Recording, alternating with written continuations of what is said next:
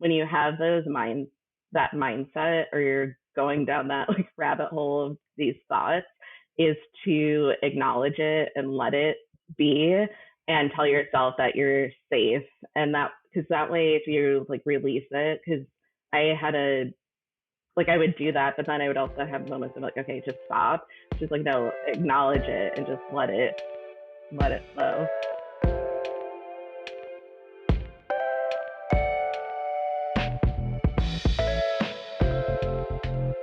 Hey, welcome to another episode of The Day After. In today's episode, we welcome Chenelle, who suddenly lost her dad at the age of 9. She shared amazing insights into living with grief through her story. Also, you'll notice that we do not have lightning rounds at the end of this episode. This was due to a technical issue, so apologies for that. But go ahead and hit us up if you like the lightning rounds. We'd love to hear from you. You can reach out to us at thedayafter.com or on Instagram at thedayafteronline. All right, that's enough of me. So go grab your distilled water with lemon, sit back, relax, and enjoy the show.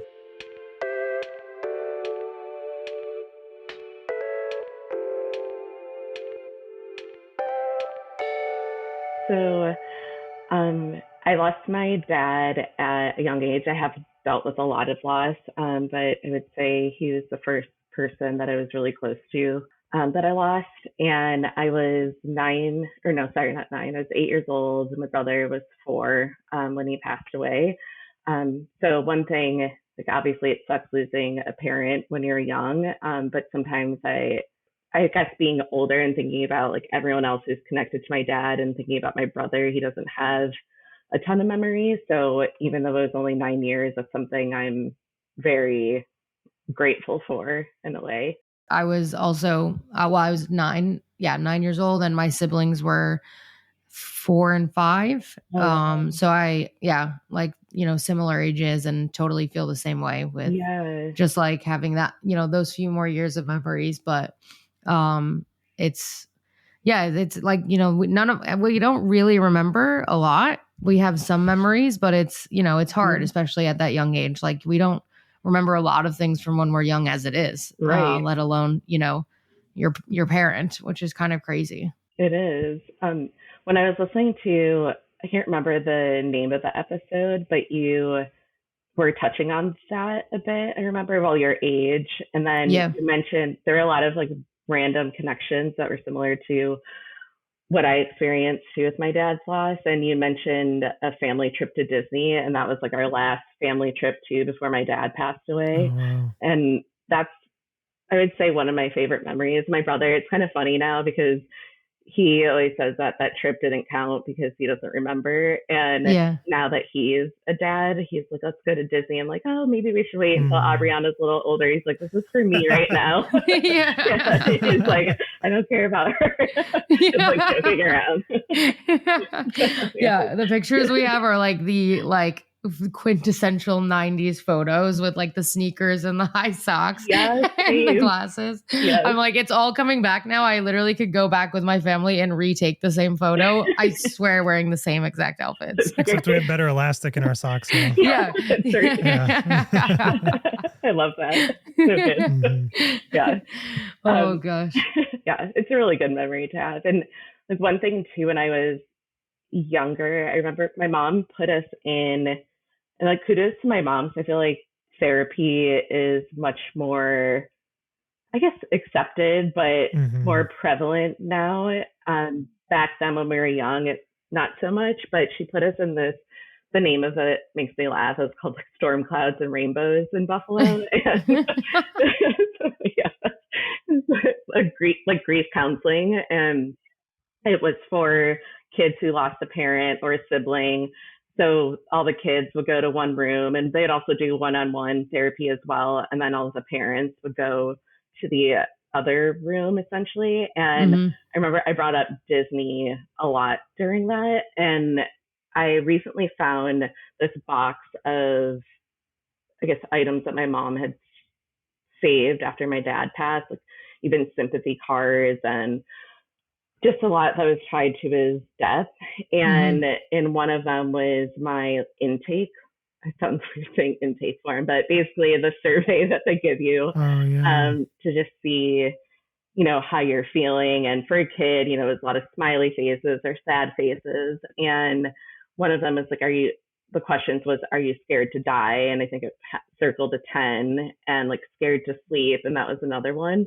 When we were talking through that, one of the things that I was afraid of was like a bad dream. And after he died, I was having dreams that I was going to die. And the therapist suggested, like, talk to your dad, ask him to come like into your dreams, think of a memory that you guys had together before he passed. And one of them was Disney. And I ended up having a dream of just me and him going to Disney after that. So it was kind of, comforting. And I think that's anything like Disney is just, I know, not that I'm a Disney adult by any means, but I do feel like tied to it because of my dad and that memory with him.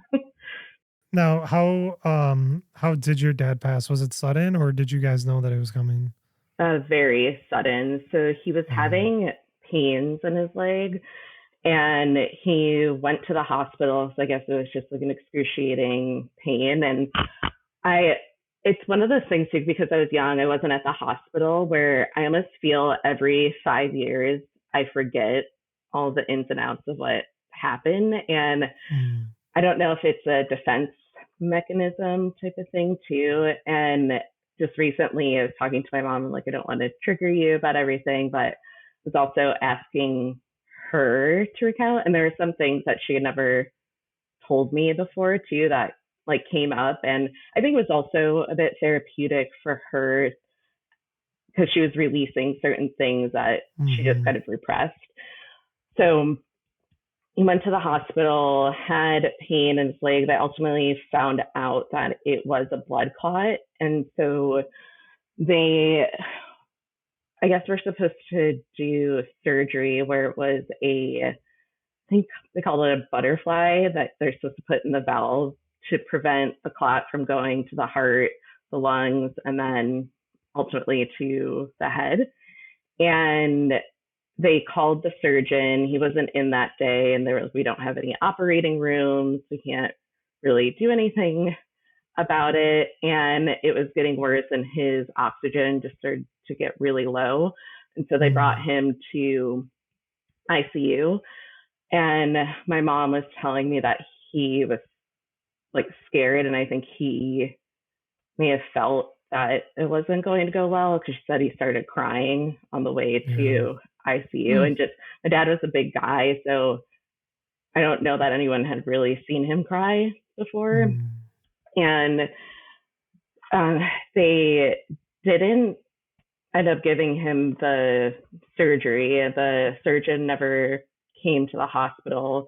My mom said they wouldn't let the family into the room, and they saw, I guess, a nurse going in with one of those bags, that you squeeze that are like go into the lungs. And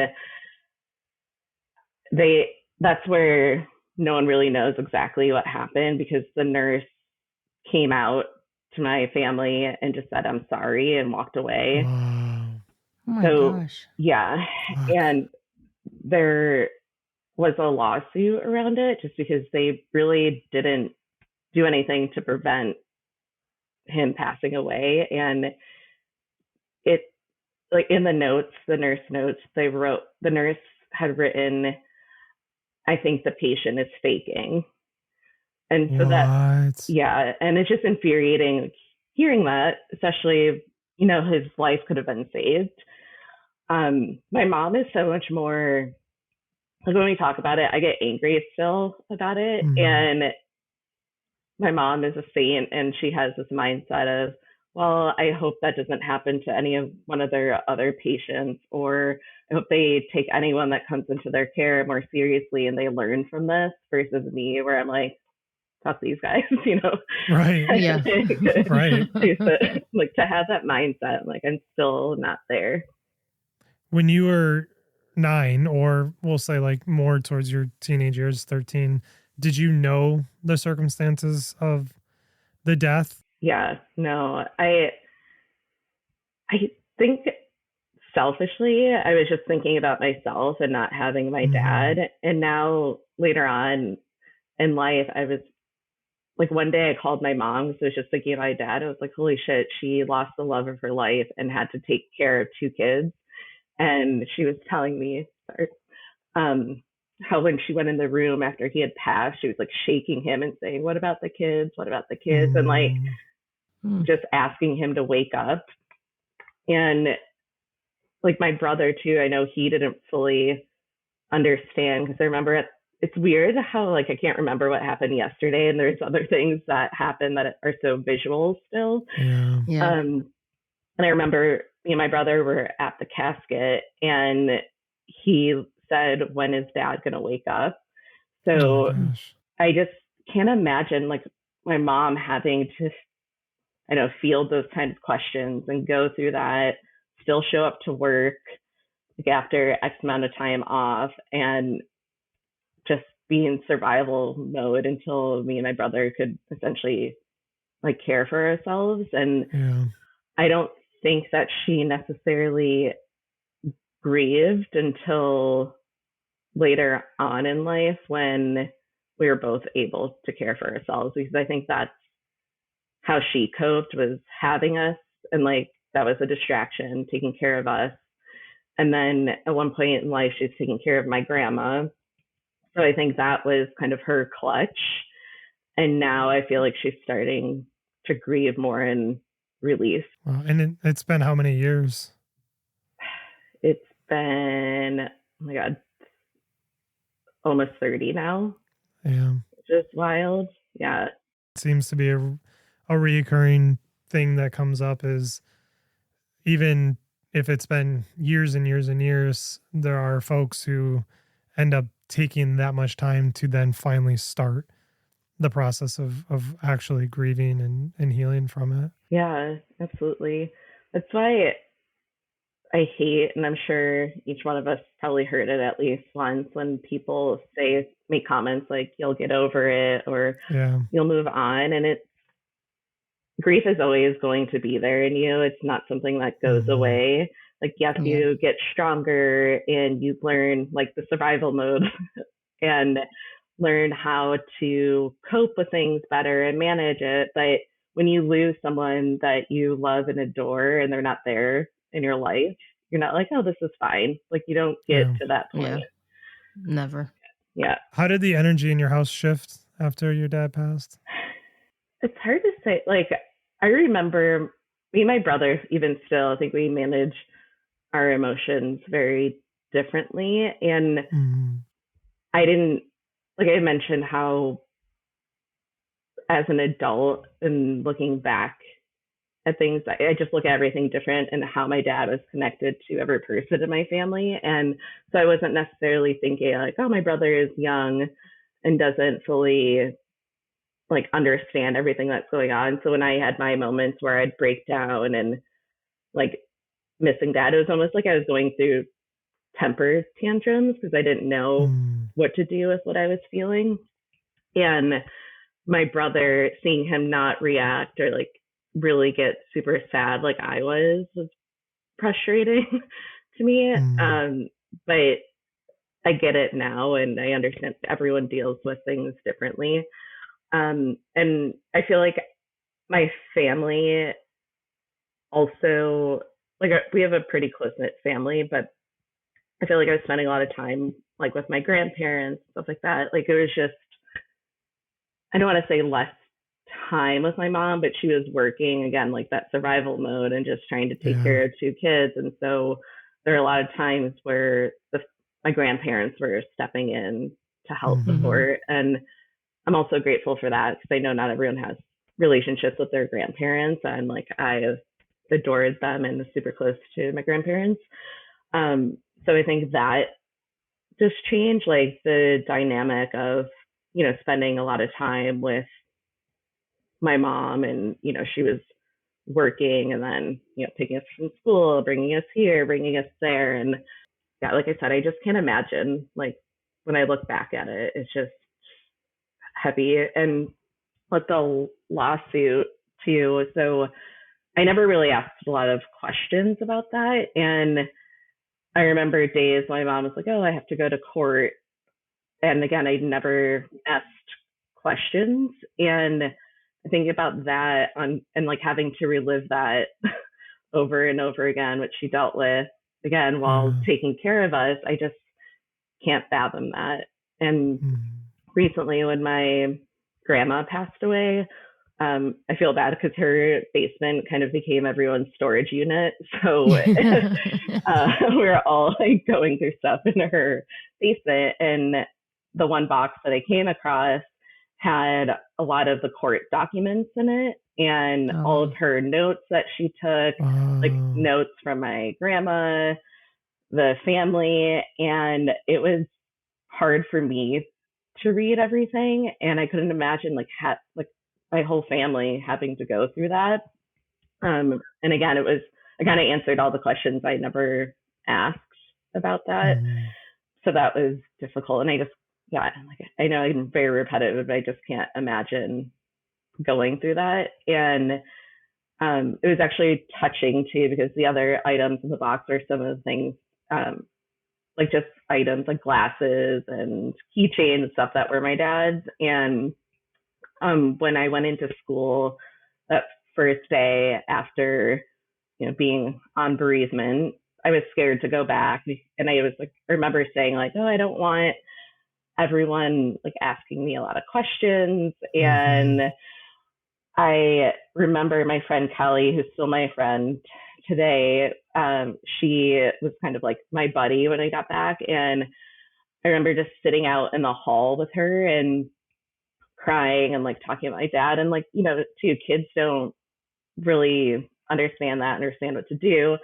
But in the box, I found some letters that my mom saved, or like cards from my class. And it was pretty cool seeing the one from my friend, because they're still friends. And then my best friend, Laura, we've been friends since we were 3. And she is probably the only friend that I have today that's had a relationship with my dad too, which is pretty cool, because then she has memories of him too that she'll bring up to me and that we can share. And in her card, it said, I will always be your friend. So it's just really cool, because like, we are still just special. I love it. That's awesome. Yeah. And it was, again, like kids don't really necessarily, I mean, I don't even want to just say kids don't know how to handle grief or what to do when someone's grieving. Adults don't exactly. And so that's come out of my mouth. I'm like, wait, I don't really know either. But yeah, it was kind of funny. I mean, I'm sure it wasn't at the time, but it's like, I know how you feel. My hamster died. Like in the jars and stuff like that. Yeah. Yeah, one of the same, I guess. Yeah. But I could like totally see an adult say, just because of the shit that's been said to me over the years, I could just imagine like an adult saying that as well. Yeah. Yeah, I've definitely had some interesting comparisons made to me about losing my wife. And I understand that folks are just trying to make an awkward situation less awkward, or trying to help. But that like then brings me to this point of, there's no reason to compare grief, right? Like we don't have to make these comparisons. They each have their difficulties. And there's like, one doesn't have to be worse in quotes or the other. And I think like that's what, we're hopefully trying to showcase, is that there are similarities that we all go through. And then there are differences, and there are things that we can do to be truly helpful. Yeah. Now, so you were 8 years old. What happens when you start to hit your teenage years, having this experience of losing your dad? And then like, as you were telling that story, I'm just thinking of how difficult it was for me to have to do, go back to work, try to take care of my 3 kids while dealing with the grief. Yeah. But then I just think about this added layer that your mom had of, now I have to go to court, and now I have to like try to fight for, essentially for her love and her husband's legacy and his honor, right? Like, you guys fucked up, and there needs to be some accountability. Yeah. So I imagine some of that energy that she must have been carrying around, and you bringing that into your teenage years, like, what does that start to look like for you how do your teenage years unfold when things are already crazy? And then you have all of this difficulty that you're bringing into it. Yeah. So like I said, my mom, she was always like encouraging me and my brother to get help like through therapy. And she never did while she was going through all of that. She did go to Storm Clouds and Rainbows. So, so funny. When I just have to break. I know. I just have to break. It brings me joy. It's so funny. I wonder if it's still around. So I was going to therapy, and obviously the conversations around my dad came up, and I also lost a friend in high school that I grew up with that was a neighbor. So then my mom really pushed me to go into therapy. Yeah. And it was a counselor who's focused solely on grief. And I think what carried on into my teenage years were just being afraid to lose everyone. And I won't say that's gone away, but that's something I still deal with. So if like someone doesn't answer, like my head would go to like they're dead. Oh yeah. And I feel that. Yeah, if I don't, it's the worst. I think it's like also like maybe not that they're dead, but I mean like that's definitely worst case scenario, but it's just like they're gone. Like like any sort of like semblance of loss, because it's like that whole notion of like getting close to someone and then losing them. And so yeah, I don't that is just like such a mind fuck for me sometimes. Or like you're supposed to answer. Right. Like, why haven't you answered me? Exactly. And then meanwhile, I can go for days without answering my texts. So bad. I'm actually very good about answering my texts. I need to be better. And it's funny because my brother knows that about me, so he'll answer no matter what, even though I did call him this morning and he didn't, but that's okay. But the one day I live in California now, and I would say I'm a lot better now, but when I call him, I'll forget, like if it's like 11 or midnight here, I'm like, wow, it's really late for him. And not gonna lie, I was drunk the one time and I just called him to talk, and it was like I think 3 a.m. is time. So he calls, like he answers in a panic, and he's like, "What's wrong?" And I was like, "Oh yeah, sorry, it's not everything's fine. Love you, bye." But I know like that's like how I am too in those situations. If I get a call or someone doesn't answer, so all that to say, I think I was my teenage years very fearful of losing everyone, including my mom. And my mom she went through a bit of a depression, and I don't think it helped either when I went away for school. And there were times where she wasn't answering, and just because she was in such a funk where she couldn't get herself to like answer the phone or be present for herself even. And that was always terrifying because I would call and call and call and not hear from her. And so again, your head goes to the worst case scenario. And the one day my grandma called me and was like, "What's going on with your mom? Have you talked to her?" And, I'm away at school. My grandma lives like a 5-minute drive from her, and like couldn't even get in touch with her. So I think that was like losing your dad. And then there's like a part of you where it's like you feel like you lose your parent that's still living because they're going through this heavy grief. And so it's, I don't know, just scary because, you want to hold on to them, especially since that's your last parent. So it's just difficult navigating that. Do you think that going to like grief counseling and support as a young kid and kind of into your teenage years helped get you through this? And like, even obviously, you said your mom made you go. So yeah, I absolutely do, because I don't feel like I had a ton of friends who like fully understand or I felt like I could go to about it. So if I wasn't going to therapy, I just wasn't talking about it at all. And that's also not healthy. Like if you're feeling the grief and you're not talking about it, it manifests in a lot of different ways. And that was going to therapy was my release and being able to talk about it there. And my therapist was incredible. She would sometimes like even tear up when I was talking to her. And so that just not made me feel good that she was crying, but you could just tell she genuinely cared about me and her job. So that was helpful. And she gave me a lot of resources that I still have and reference today about grief, and like even poems, and because she knew I loved to write, so she would give me poems and everything as well. So those are still things that I have like 20 years later. Yeah, it's amazing. Yeah. So I think it was really helpful for me as a release, and then helped me better like manage my emotions. Because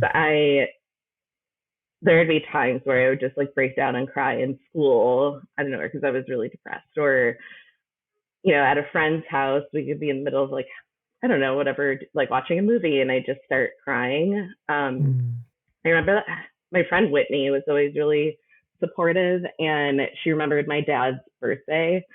And every year she would make like a birthday card and almost like write a letter to my dad and give it to me. And it was like, I wish I could have met you. Your daughter's amazing. And just talk about like our friendship to my dad, which was really special. So I don't want to say like I didn't have friends who weren't there for my grief, because like she absolutely was. And again, how we were talking about, some people don't know what to do or say. So there's that aspect of it that makes it difficult. So I highly encourage therapy and finding someone that's specific to grief as well. Yeah, it's an interesting point too. It's like we can have people in our lives that are supportive and loving, but when they can't connect to exactly what we're feeling and going through, it's still a challenge, right? It's like it feels helpful and nice and beautiful, but it also still, there's that lack, right? There's that lack of like, I'm still in pain and I just need to feel validated. Like I think about your therapist who would end up crying, and just to me, like I just feel like, oh wow, what an amazing validating experience for a young girl to have, to see that like somebody's connecting to her pain and not trying to push it away, not, oh, they're in a better place, or it's okay, or everything will be fine. It's more of like, no, this fucking sucks, and I'm showing you that. And I'm acknowledging that. Yeah, no, I just got goosebumps as you were saying that, because it's so true. And to your point where you said validating, it was exactly that, because sometimes like, oh, maybe I do need to get over this, or I need to not cry, or I need to cry less. And all this stuff, she's like, no, this is all valid. And she didn't, I know a lot of people cling to that they're in a better place, and, those like cliche sayings. And I get it. Some people don't know what to say, but when you're in that much pain, that's the last thing you want to hear. Yes. The last Without a doubt. I'd rather you ask me how I am. Like ask me how I am, and like with actual interest in letting me just like probably cry. Exactly. My friend Laura, the one that I mentioned earlier in the card that said, I'll always be your friend. So after my cousin had passed away, she knew I was like very overwhelmed. She passed away while we were on vacation. And so it was just a very traumatic experience. And when I was home in Buffalo for a little bit, and she was like, hey, let's get a hotel just overnight, especially I love my family, but it's nice to have a break when you're there for a while. And so we just went, I can't remember the name of the hotel. We went downtown, we went out for a drink, then we just had wine in the room in like our pajamas, watched TV and hung out. And it was just a nice kind of little reprieve. And then in the morning, she woke up to me just like in hysterics, and she just sat next to me and was just like rubbing my back. And, she didn't have to say anything. That's what I always try to tell people too. It's like, you don't even necessarily have to say a word. And like I remember one time she was like, this fucking sucks. And she's dealt with loss too, so she understands that. But like in that moment, it just sticks with me so much because it's just comforting to have someone there, like in that moment, and she didn't have to say a word, you know. How old were you when your cousin died? This was a few years ago. Oh God. Okay. Yeah. Yeah, and you've had other loss, right? So it's not just your dad, not just your cousin. Yeah. You've had more. Yeah. So my cousin, my friend Aaron that I mentioned, he passed away in high school. And that was also very, I don't know, just like every loss is so different that it was like hit me. I'm like, oh wow, young people can die, you know, like because I wasn't really thinking about that as a teenager. And then later on, I started to realize, holy shit, my dad was 30 when he passed away. I'm about to turn 36. And I remember my 30th birthday. I was just going to ask this question. Really? Like, what was that like? Yeah, I that was honestly one of the best birthdays of my entire life, honestly. But I was like nervous going into it because again, I guess I have a slight fear of death just because of all the loss I've been through. And then there's the other side of just knowing like my dad was 30 and I'm turning 30, and you know, it's just the irrational grief mindset, you know. And I was very distracted that whole weekend, which was great. And none of my friends knew, but my friend that lives in Atlanta came out because I was living in New York City at the time. My friend Priscilla that had moved out to California came out that weekend. Another friend that was living in Philly came out. So I had a bunch of friends coming in and I wasn't expecting all of that. So I was just very touched and like overwhelmed with, I guess, gratitude, you know, and it was a pretty nice distraction. So they knew that your dad was 30. They knew that they didn't. They didn't. Wow. No. So it just happened that all these people came to you, which arguably could have been one of the hardest birthdays of your life. Yes. Yeah. Holy shit. And no one knew. And I don't think they know now even because I didn't bring it up. Yeah. They will soon. Yeah. That's so beautiful. True. Yeah. It is crazy how like that grief of people really close, how it affects us. I mean, like one of the biggest things that I've been working through is this constant fear that I'm dying because, you know, watching my wife die young, and then my son had an issue right after my wife died, and, you know, Ashley's mom died young. It's just like everybody around us is dying young. And I'm just like, so naturally I'm going to die young. I'm going to have cancer. Like I'll probably have cancer. And every day it's like, oh, my big toe hurt. I probably got a tumor in my toe. Like just like some things that aren't irrational and most things that are. And I know it is, but I can't stop feeling like I'm going to die. Like I am dying. And that's been one of the biggest things that I've had to work through. So I think it's this like trauma adjacent, like even though we didn't experience that trauma, it's like our brains and body like felt like it went through it, and it thinks that we are going through it. It's so fucked up. It is. But that is a form of trauma, like even though you didn't experience it directly. Because I get the same way. Like the other day, my heart, like I'm gonna get it checked out, but it's like it fluttered a little bit, and I was like, this is where again the irrational brain goes. I was like, what if I just died on my couch right now? And then I went there to like, if my place is cluttered, I'm like, oh my god, someone's gonna have to clean this up, and like it's just been like a spiral. And actually it was my cousin, another one of my cousin's therapists, that said when you have that mindset, or you're going down that like rabbit hole of these thoughts, is to acknowledge it and let it be, and tell yourself that you're safe. And that, because that way if you like release it, because I would do that, but then I would also have moments of like, okay, just stop, just like, no, acknowledge it and just let it flow. Absolutely.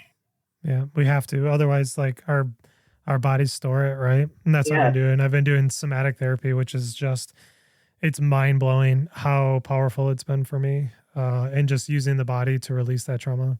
What is But it it was the called? same thing, like somatic. Oh, So okay. it's felt sense. So instead of like having a conversation with somebody and you're working on your mind with a lot of the modalities that there are, it's literally different types of body work, body meditations, just literally getting into your body, experiencing that pain or anxiety or whatever it is that you're working through, and then just being intensely interested in doing different exercises. Well, exercise is the wrong word, but different things that the therapist does with you, and it helps your physical body release that trauma. And it's been, I mean, when I say like powerful, it's literally been like transformative in my life. That's amazing. And I've just started with a new therapist. I'm on my third session with her, and it's fucking amazing. But my wife, at the end, she had brain cancer. It turned into brain cancer, and she would just, read. She was always like looking and figuring out like what the progression is going to be for her. And it was always that like there was this potential to go blind. So for me, everything that happens with my eyes, and I get ocular migraines, which are the visual ones, like Yeah. where your vision gets all fucked up for a while.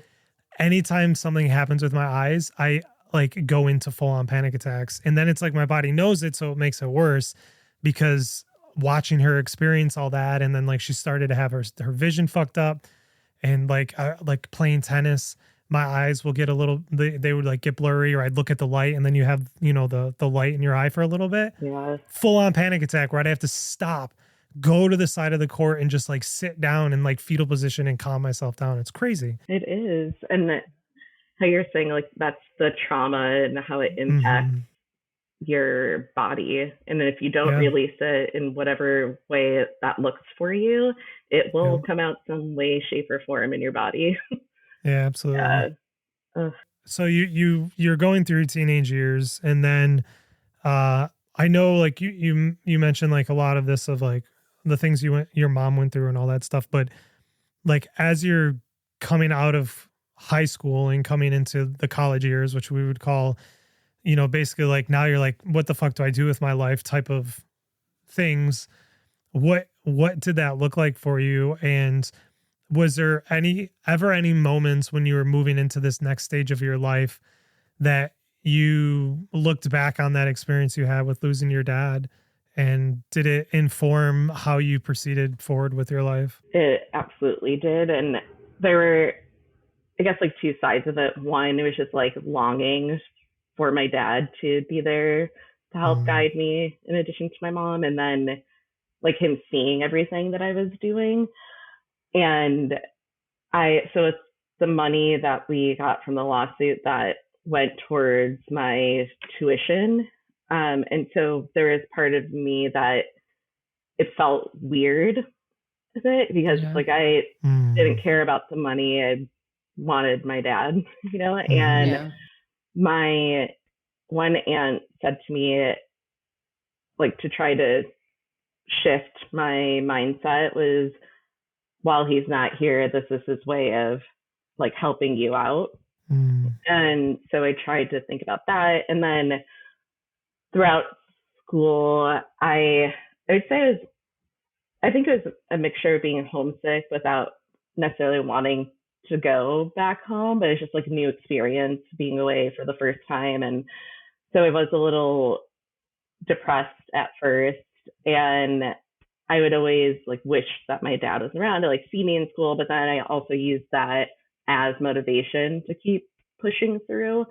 But I would say like those years were probably the most that I had missed my dad, because I just wanted to like see everything that I was doing like throughout school. And but I used it as motivation, I would say. How did you use it as motivation? Like any day that I'm like, I don't want to go to class today, or like, oh, I'm done studying, but I really know I should. I just had him in the back of my mind, like, get your shit together and work on it. And so that kind of pushed me. So even though he wasn't there in the physical, I just felt his big presence and be like, what are you doing? kids together, you know. So that was my motivation, and then wanting to make him proud. Ashley, did you have any of that? I probably subconsciously, yes. I don't know that I think I had more of like a embrace the experience, like, because, you know, you're getting close to 30 and you could die.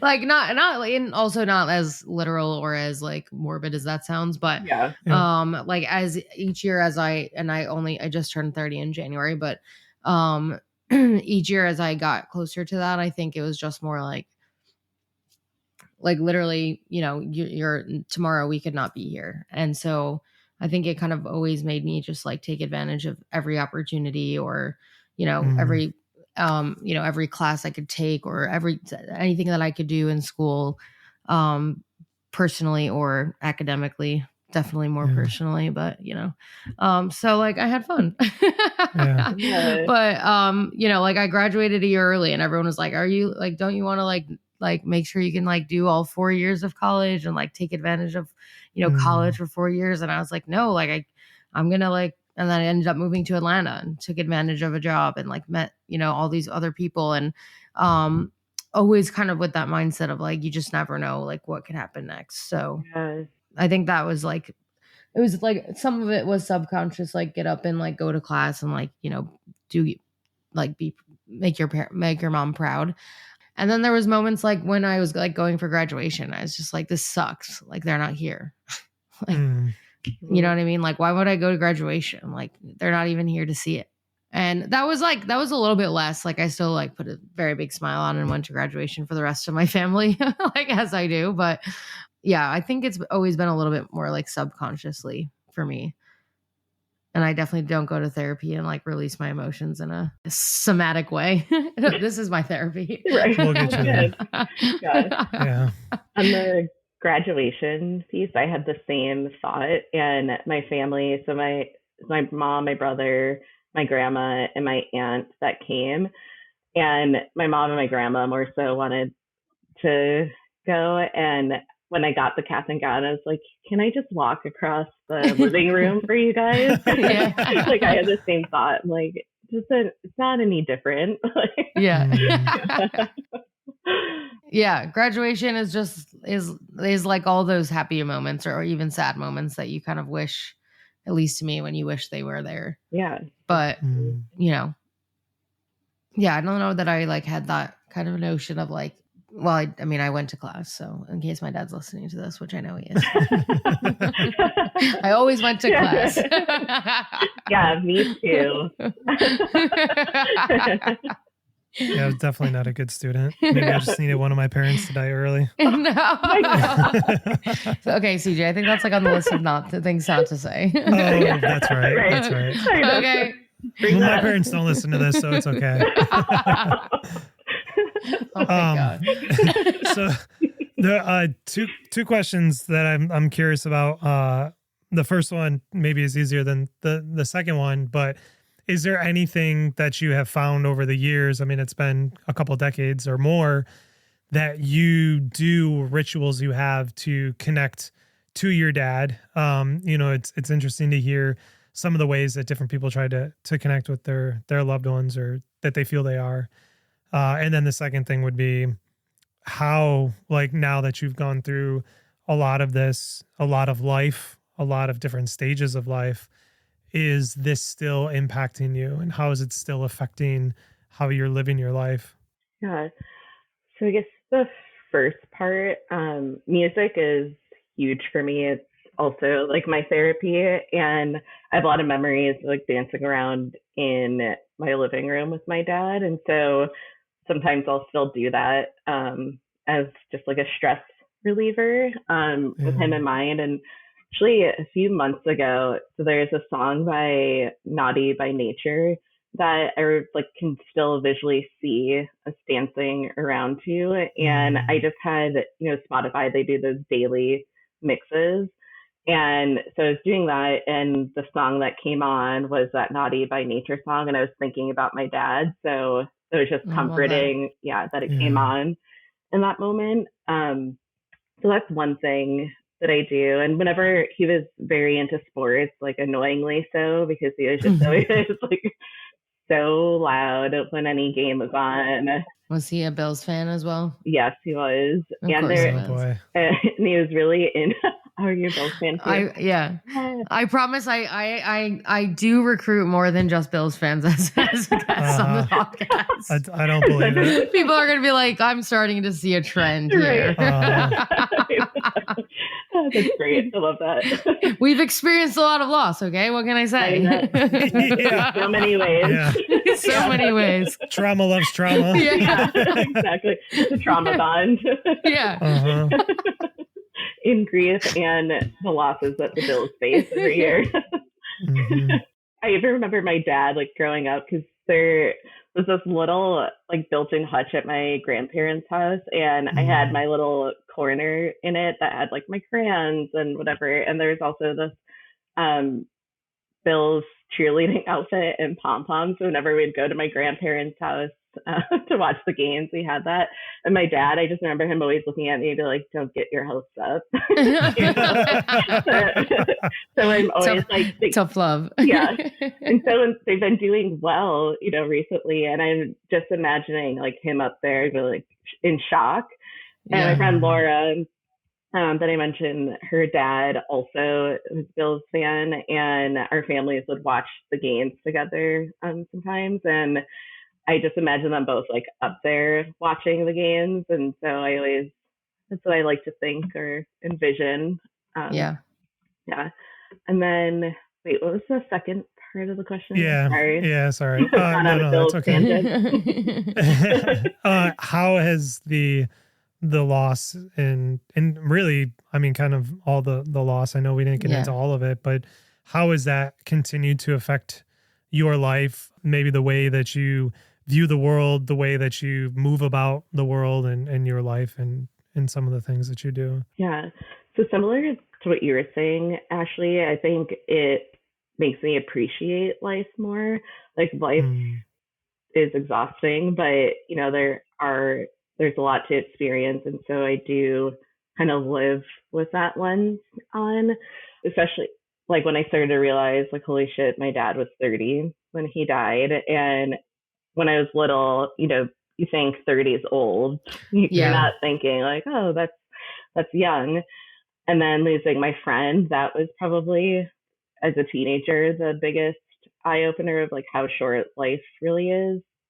So I always try to lead with that. And after he died too, I was like telling everyone left and right how much I love them. And I never want it to sound, I don't know, like not genuine, like how much I say it, but I really do. Like every call I end, whether it's a friend, my family members, I say I love you through text, randomly text my friends, say I love you. Another thing I've been doing more so too is, it might sound silly, but writing letters to my friends to tell them, because like the amount of funerals that I've been to throughout my life, I'm like, did everyone know this? Like how amazing they were before they passed, like, are you always sharing this? And I love the one thing that's been great.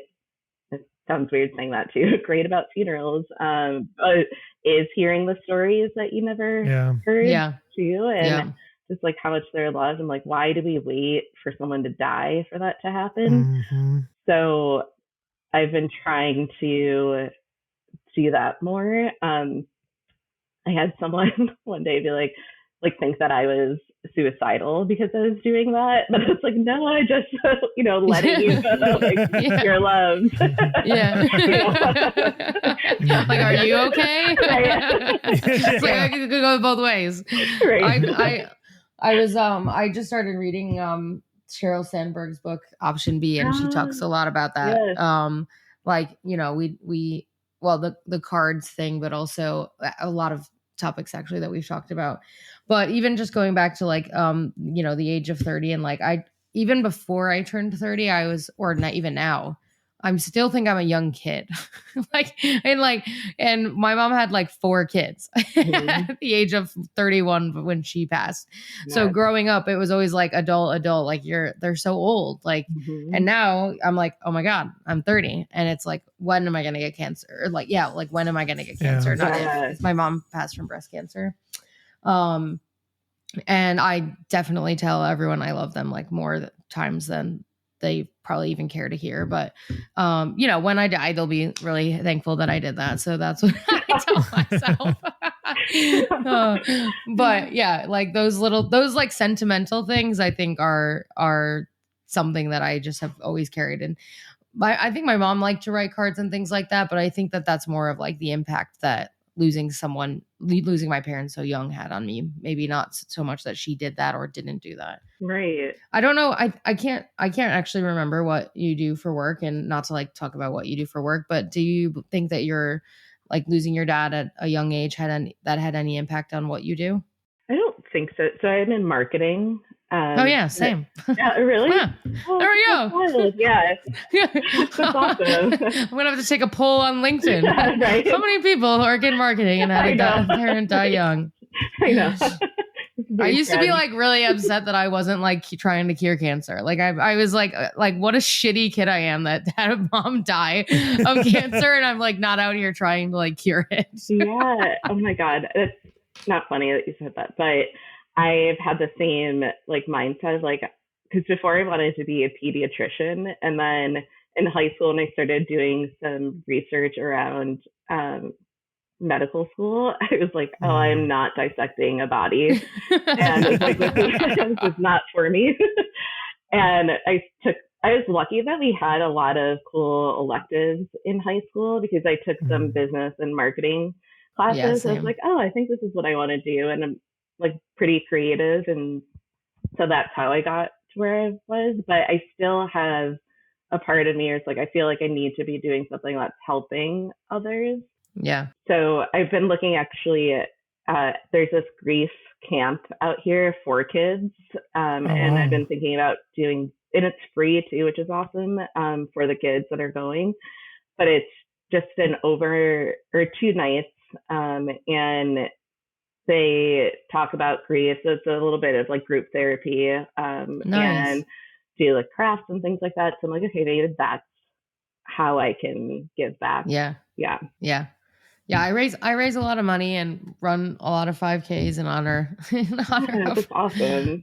In honor of her, and to raise money for breast cancer. But I like to think as marketers, we're very good about like bringing things together and bringing ideas to life. And my mom did love to do that. So like in a small, very small way, that's how I got on that path. But or not. But we'll see. Oh, I love that. I'm going back to option B. I read that book too. And like after my cousin died, I can't tell you the amount of people that suggested it. Yeah. And one thing that I'm channeling going into July. So it was my cousin Lorna that passed away. We were at my cousin Dana's cottage, and we're going back there in July. And so it'll be my first time back since she passed. So like even right now, like my stomach just dropped. Yeah. So in option B, she talks about taking back the joy. So anything you did with your loved one that passed that might be hard to do again, like if there's a song that you guys love and you couldn't listen to it, or you used to go to this one park but it's not the same, it's like easing back into doing those things and taking back the joy that you felt. So trying to channel that, because it's going to be very difficult. Yeah, I can imagine. I'm like about halfway through, and shout out Sheryl Sandberg if you ever want to come on the podcast. That's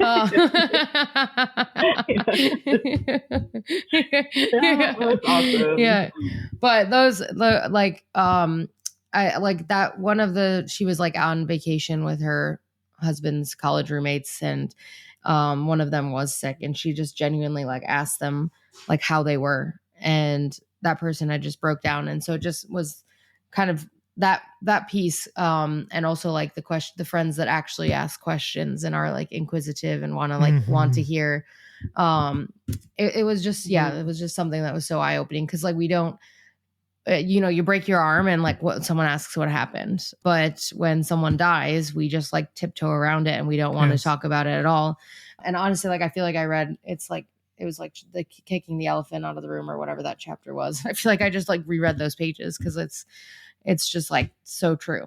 We never talk about it, but yeah, it's too confronting, right? Yeah, well, it feels too confronting or too personal. Like when you break your arm, you're wearing a cast. Like I have been wearing a cast because I got something wrong with my hand, and like people shake your hand a little bit less hard, and there's nothing to like put a little Band-Aid. You're not going to put like a pin on you that's like, my mom just died.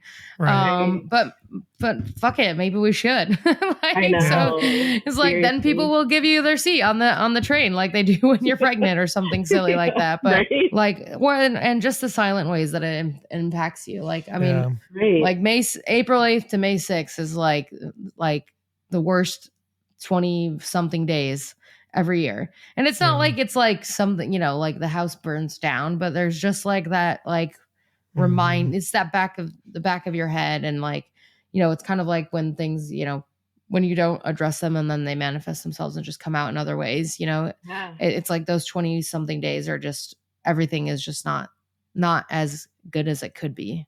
Even if it's going great, there's still that little reminder. Yeah. There's that baseline of heaviness. Yeah. I like the idea of the pin though. Just be like, hey, I'm grieving right now. Yeah, literally. This one day after my cousin had died, there's a Starbucks in our building, and the barista was like, "Oh, how are you today?" And I said, "Good." And then I just started crying, and I was like, "I'm so sorry." And she's like, "You're not okay." I was like, "I know," but I like just couldn't hold it back. Yeah, because I think we're not allowed, or we feel we're not allowed to answer honestly. Yeah. Right. Like as a society, it's supposed to be like, it's the same thing as being like, shitty weather today, huh? Jeez Louise. She actually talks a lot about that too. Like in America, everything always has to be awesome. It always has to be great. LOL. Right. Oh my God. Life is good. Don't complain. Hashtag blessed. Like you can't. And it goes two ways, right? It's like somebody asks you how you're doing, but they're not thinking, I really want to know. Yeah. And then the person that's answering that question is saying, I know you don't really want to know, so I'm not going to share with you. And it creates this really bad situation where even subconsciously we just walk through life feeling like, oh, everybody else is together and I'm over here fucking suffering. Yeah. And so, I will answer that honestly when people ask me. And sometimes I give pause because I'm like, okay, does it just sound like I'm fucking negative all the time? Yeah. But at the same time, like, it drives me fucking nuts. So it's like, they won't ask again, right? If they don't actually care, they won't ask again. And then I filter that out because there are people who do genuinely want to know. Yeah, absolutely. And I think that applies to when people ask what happened, because I know there are people who will ask that, and it's not because they're trying to be there to support you or understand, give you that space. There are people that want that and want that for you, but I think there's another pool of people who are just nosy, and so sometimes I'm hesitant, to share. Yeah, but we appreciate you coming on here and sharing. I appreciate you guys for creating the space. I think a lot of the theme that came up too is that people don't know what to do or know what to say or are afraid to talk about it, and so I appreciate you guys creating this and holding the space for everyone. What we do know now is that people do want to talk about it. Yes. We weren't sure if the premise was true or right, but it definitely is. Like definitely. We just got to figure out the right things to say, if you will. Although sometimes there isn't something right. There's a lot of wrong things to say. There are. Want to know, is there any last thing that you would want to cover or say to people, either who are trying to be there for somebody who's going and grieving or for the griever? Yeah, I would say we'll have thoughts for both, I guess. Like for the griever, is that your feelings are always valid, and not to listen to people who tell you how to grieve. Like, there's no right or wrong way. I think where it could be concerning is if, every single day someone's not getting out of bed, but the right thing to say isn't, you need to get yourself out of bed. It's like, what can I do to help you, support you? Like, even offering to help find a therapist or whatever it is. So yeah, just not telling people how they should be handling their grief. I think, CJ, you and I had talked about this too with bereavement policies at companies. I find it insane that there are like, oh, you get 3 days or you get 2 days. Yeah. That's wild to me, especially when I think a lot of times people don't realize everything you have to do while you're grieving after someone passes to you, like all of the paperwork and getting the funeral ready. It's just, that's not something that you can really put a timeline on. So I always say to, like, talk to your boss, manager, HR, whatever it is, to whatever you're going through, because sometimes you'd be surprised. And you've learned that, like, the response, because I've had some supportive and non-supportive bosses in the past, but you never know until you ask. And then for the people who are supporting or trying to support those who grieve, I guess I did a 2-part in my response just there. It's all right. But don't be afraid also to get help, because I think sometimes a lot of people are hesitant to do that, and just make sure you're pouring back into yourself, because it's incredibly draining and exhausting to go through grief. And like we were saying earlier, it's not something that goes away. So just acknowledging that, I think, is important. Yeah, that's so beautifully said. Yeah, thank you. Yeah, and I think it's important too for the work thing, like you said. That's just awesome. Thank you for putting that out there. Thanks for coming on. We appreciate your time and all the insights and sharing your story. It definitely means a lot to us, and I think there was a lot of really, like, hard-hitting things. I actually got taken back a couple of times while listening to your story, especially as it relates to your mom, and putting myself in her shoes as someone who can relate more to her than to you both. So we were greatly grateful for having you on.